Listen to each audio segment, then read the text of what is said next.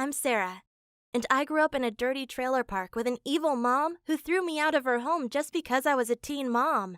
It all started when I was 14. I got into a relationship with an extremely manipulative boy. He convinced me that if I got pregnant, he would stop cheating on me and my mom would finally sober up.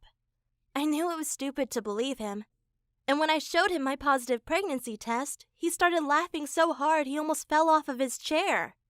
I immediately realized that he had only been messing with me, and getting me pregnant was nothing but a big joke to him. Afterward, he told everyone in our school that he had pranked me into getting pregnant.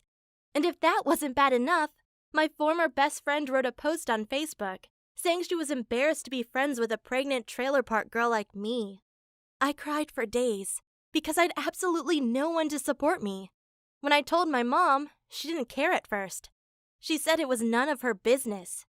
But when my belly got bigger, I started to get a lot of attention from our neighbors and family members. They were all very friendly and wanted to help me, but my mom hated that.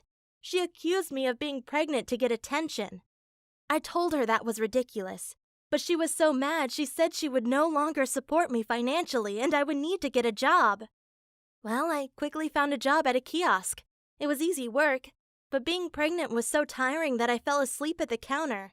And of course, someone decided to rob the store and he stole 20 expensive bottles. When the owner of the kiosk found out what happened, he immediately fired me and refused to pay me my salary for the past 3 weeks of work. I was so freaking mad. I even told my mom about what happened. And to my surprise, she got angry too.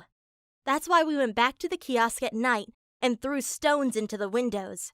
I know this sounds crazy, but it felt so good to destroy something, and for a moment, me and my mom forgot about our silly feud. But a few days later, in my 5th month of being pregnant, I was feeling so weak and exhausted that I couldn't leave my bed anymore. I asked my mom to bring me to the hospital, but she said I should stop making such a drama, and then she went back to watching Judge Judy. Meanwhile, I peed myself because I lacked the strength to leave my bed and go to the bathroom. My last option was to call an ambulance, and that's what I did. But before they arrived, I already blacked out. And the next thing I remember was waking up inside a hospital with a nurse right next to me. She told me that the doctors had done an ultrasound and found out that I was having triplets inside my belly. She said, "Having triplets is very rare. It only happens in about 1 in 8,000 pregnancies. But it's even rarer for a teenager like you." She sounded really excited, like this was good news for me. But I didn't want to have triplets. I was only 14 years old. How should I raise 3 babies without a job and a mom who hated both me and my babies? Well, the next day, a reporter came into my room and asked me if she could run a story about me. I naively agreed because it sounded like a fun thing to do. But then they put me on the front page of our local newspaper and wrote, "14-year-old girl pregnant with triplets," with a big photo of me laying inside the hospital holding my 3 daughters. I looked terrible on the photo, and the article argued that society should put more effort into preventing teen pregnancies. Wow, this was so humiliating. And to make things worse, my mom stormed into my hospital room, holding the newspaper and screamed, "Stop trying so hard to get attention! You're an embarrassment to our whole family! Don't ever come back to my trailer!" Wow, my mom just kicked me out of her home, and she didn't even take a look at her 3 granddaughters. This meant that as soon as I left the hospital, I'd be homeless.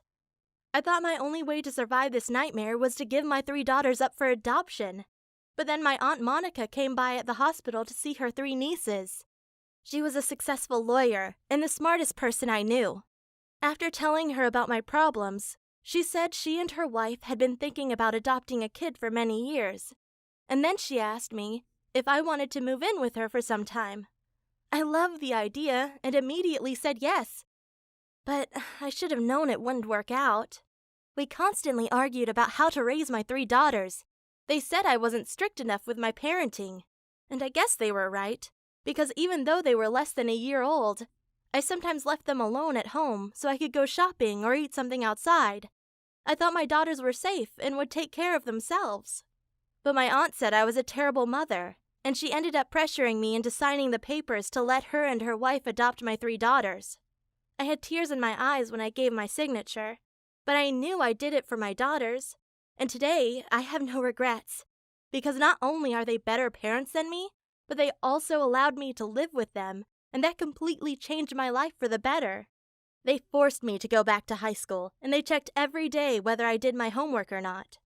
After I graduated from high school, they signed me up for college, and it's fair to say that they are the parents I never had. They gave me guidance and tough love. My daughters are 6 years old now, and of course they don't call me mom because I'm more like a big sister to them.